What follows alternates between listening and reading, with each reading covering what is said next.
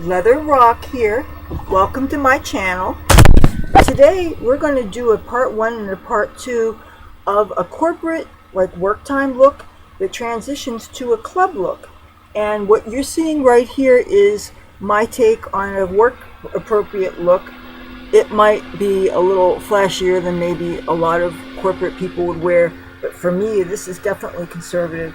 And certainly these clothing is not the sort of thing that I would wear at a club or even in my normal life, but it is my take on what would be work appropriate for, I'm guessing, most environments. You could possibly wear this working at a bank or other kind of normal 9-to-5 jobs. Again, using my imagination because I'm kind of more of a showbiz person, but I want you to get a close-up look at this because you guys know my format by now. I'm going to take one side, one eye off, and I'm going to show you how I came up with this. So let's get started. You see, I don't have to worry about tying up my hair because it's already done. And I've got my trusty coconut oil here. And I've got my tissues. Can't not have them.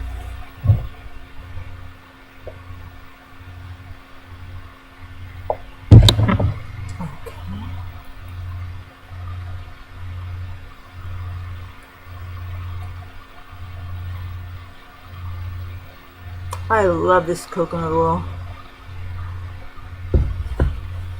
Now, usually I use the same coconut oil that I would cook with as I would use as a makeup remover, but some things fell into this coconut oil and now it kind of smells like a salad, and that suggests to me that there might be some bacterial growth in it, so I would not consume this now because it's no sense in risking getting food poisoning or something. Bacteria is not a good thing, but I'm using it up so fast now. I'm sure in a month or two, at the way that I go through makeup, this will be finished. And maybe in the summertime it might be better actually to keep your coconut oil in the refrigerator, because not only would that retard the bacterial growth, but since coconut oil will melt when it gets in summertime temperatures, and it will stay solid in the refrigeration, and then of course when you're ready to use it, just put it on your hand and it melts really quickly. Alright, now for this look we are using the Aurora Lights palette by B&H Cosmetics. I really like this palette a lot. This is one of my favorites because it can be used wet or dry, and these are all sparkly, shiny, bright colors, which are my favorite. Okay. Alright, now for the foundation I use the Sassy and Chic BB cream. I use the lightest shade. This only comes in 3 shades. I apply that all over my face using my fingers, and I'm just going to put a little bit around my eye area and also on the eyelid. When you're taking off a little bit of makeup to do this look, it's almost impossible to keep it just around the eyes, and I find if I forget to do the foundation on the surrounding area, then sometimes in the finishing product I end up seeing some redness where there should not be any. It's kind of got a nice moisturizing feel, but it's more opaque than a lot of BB creams are. And I got it at the Dollar Tree, so the price is definitely right. And there's nothing wrong with saving money. Even if you don't have to save money, it's a really good idea to live below your means. And if your income starts increasing, you should continue to live below your means. That way you can save money, because you never know when you're going to need money. Now, what I'm putting on my eyelid right now is from ELF Cosmetics, and this is their Complete Coverage Concealer.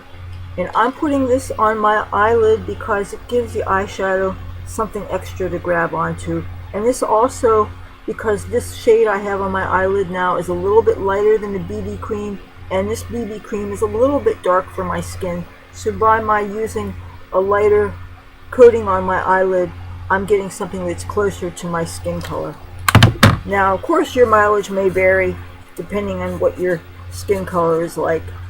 I don't bother wasting your time with having you watch me apply the foundation and my eyebrows for the most part, because that would add a lot more time to the video, and I want to respect your time.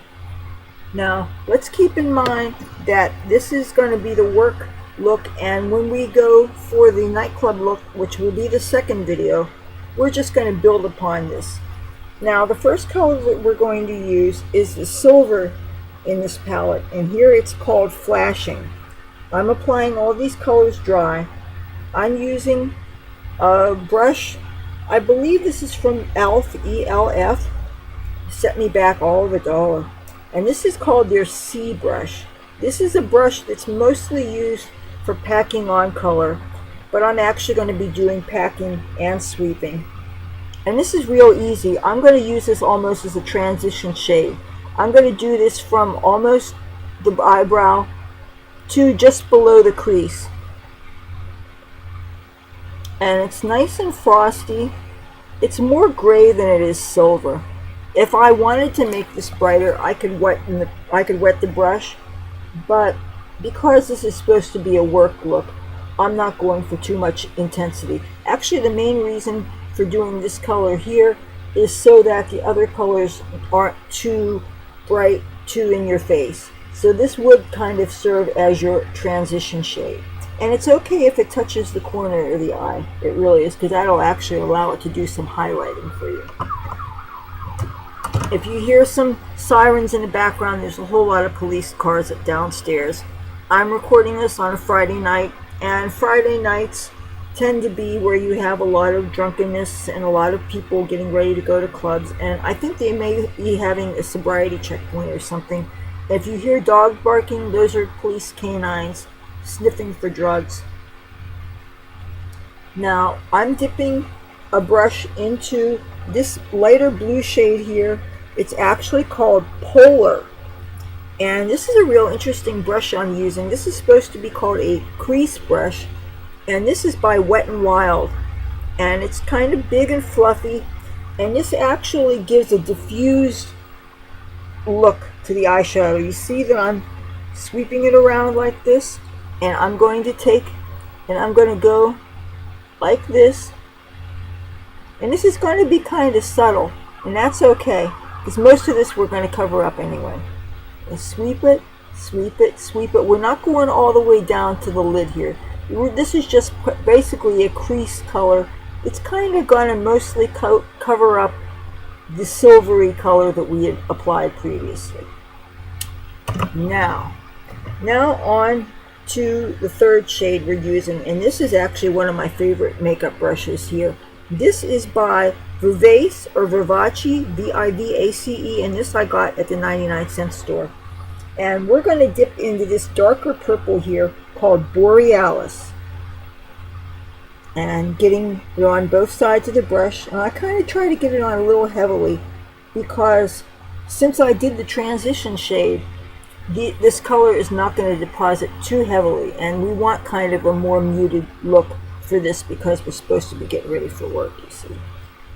And I'm kind of going to go in a circle, and I'm going to coat it not too intensely. I want to cover up most of the blue and silver that we see here. And of course the idea is to make both eyes match. That is a challenge in doing this format. It just bugs me so much when I look at the finished product and I see that one eye is darker than the others. I really try to get them exact.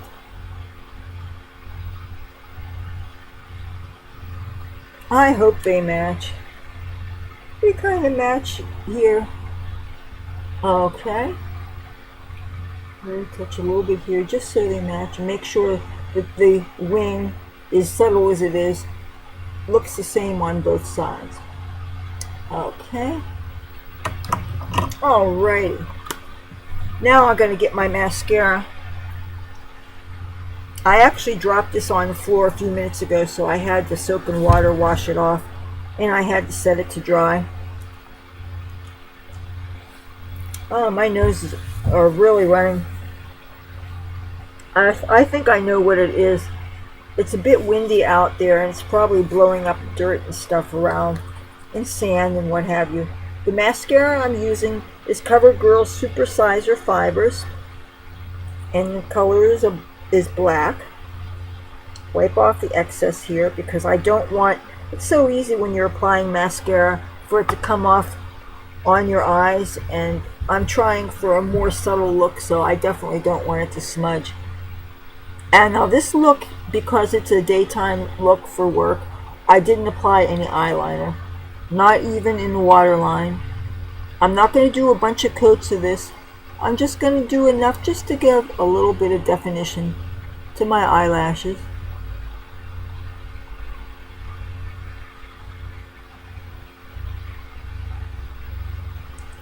And going to get some on my lower lash line.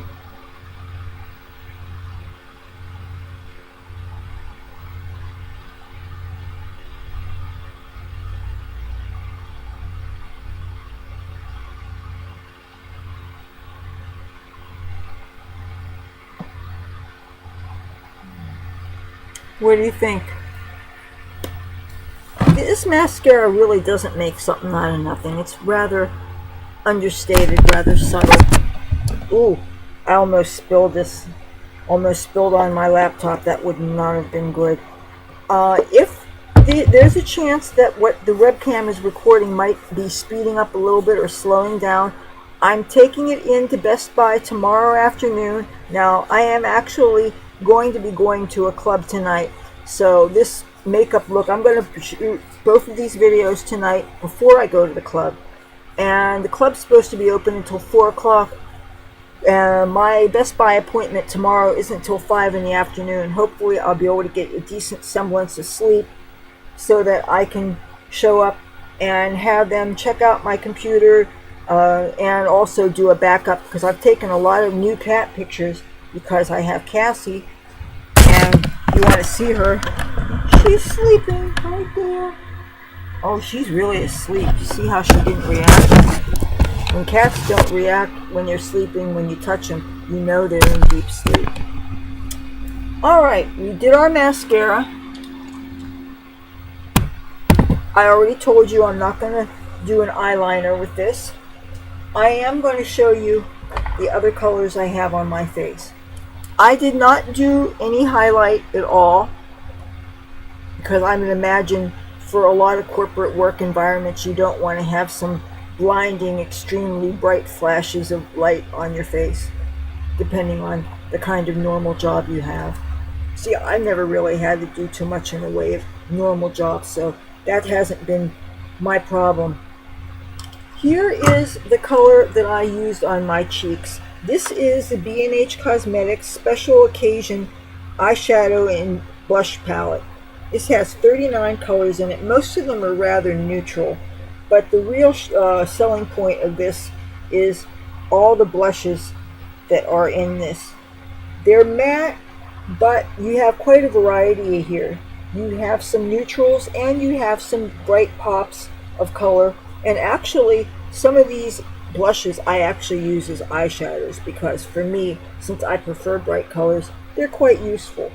And now the brush I'm using to apply the cheek color, this is from Wet n Wild. This is supposed to be a contour brush, but it's much too large to do contouring, at least for me and my purposes.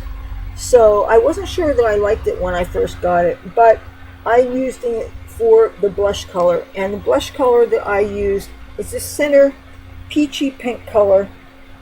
Maybe I should turn the light out so you can get a better look at what the color looks like. I wanted something that was kind of natural looking. I'm not going to reapply it because I already have it on, but this is what it looks like. And to get that little bit of color, I just touched it like this and like this. Now, you may hear on some tutorials that they say you should apply blush or contour with a contour. Some people carry it all the way down here, and some people, when they apply their blusher, they apply it on the apple of the cheeks. But that's really not a good idea, and I'll tell you why. If you put blush on the apples of your cheeks, what happens is it's down kind of far, and then when you smile, it will actually draw your face down. It will be like gravity. By keeping the color higher, it's like you're giving yourself a little miniature facelift. And it's actually a good idea when you're applying your contour. If you keep it the upper third like this, it brings the eye forward, the color brings forward. Again, it's like a facelift. So supposedly by doing that, it makes you look a little younger. I don't know, jury's is kind of out on that. It doesn't do anything for my wrinkles, so, but that's how I came up with that. So, and by not doing the contouring and by not doing the highlighting, you're actually saving a little bit of time. And I imagine if you're rushing to get ready for work in the morning, you don't have a lot of time anyway. So, one more thing. The lipstick, and I know I set it down here someplace. You know, I really try to be prepared before I hit the camera, but sometimes, oh, here it is. Here it is. There's a lipstick I'm using. It's by B&H Cosmetics. It's their Color Lock line, and let me see if I can actually read the label.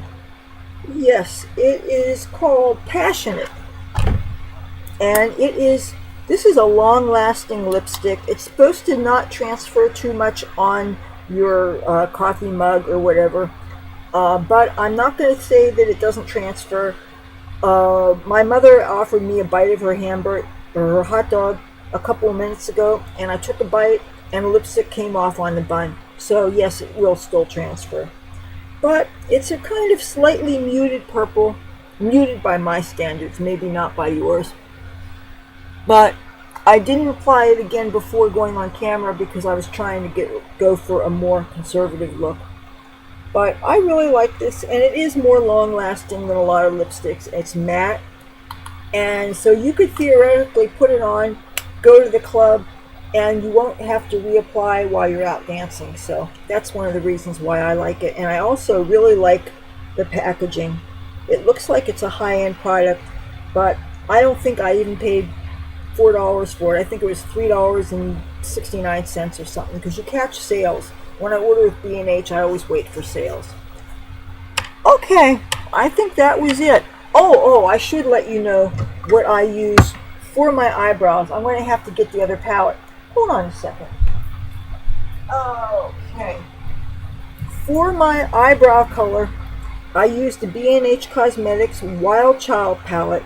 They have a dark purple here, which I found out if I'm in a hurry, and sometimes doing eyebrows can kind of take a while to get them to make sure that they match and stuff, especially if you have a thinner applicator. It could take a while to build it up to cover up your eyebrows, especially if you, like myself, have light eyebrows but they're still thick and they have a nice shape.